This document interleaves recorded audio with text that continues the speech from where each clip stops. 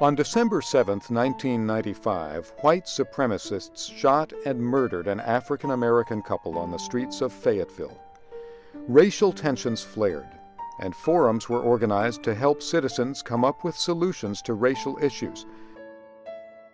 Current Fire Chief Benny Nichols facilitated one of the groups. The realization back in the late 90s is that, I too can do something as an individual.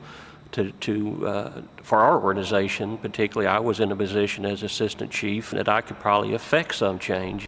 This realization led Nichols to transform the Fayetteville Fire Department's relationship with minorities.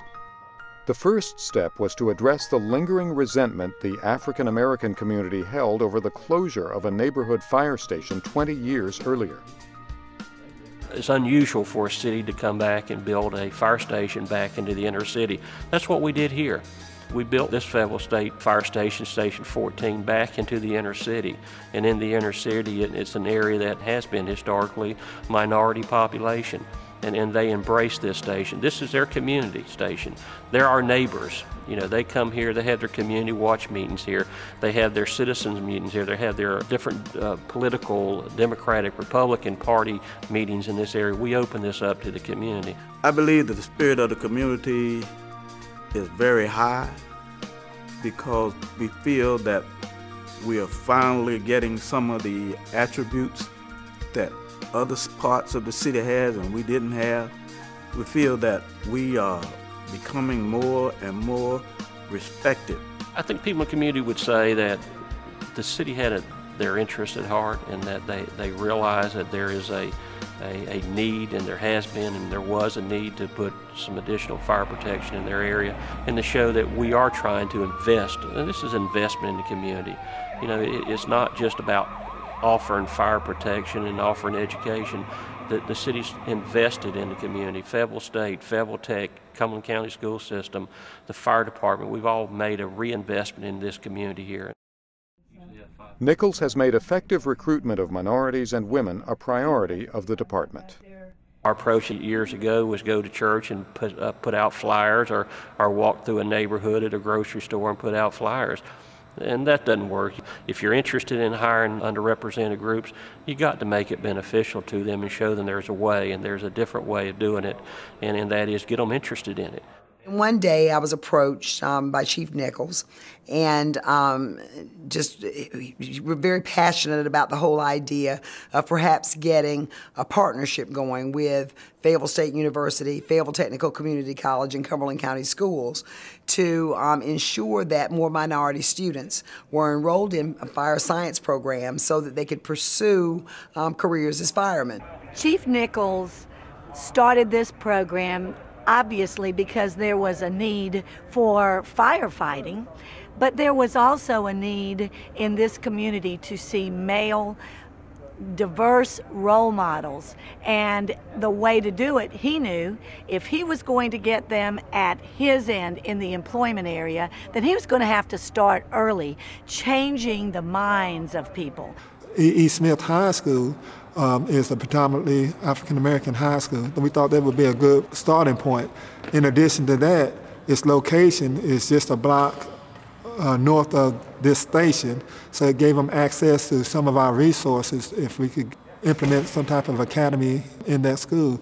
In the educational realm and in administration, we all know that things can get bogged down, and I think his program, his idea, it started getting bogged down, but he did not stop. He kept going to congressmen, to legislators, to school board administrators, to community college presidents, to the four-year universities. He kept going so that he could make a difference on the employment end, and he was going to start it at a young age. I think the base for the program starts at the high school.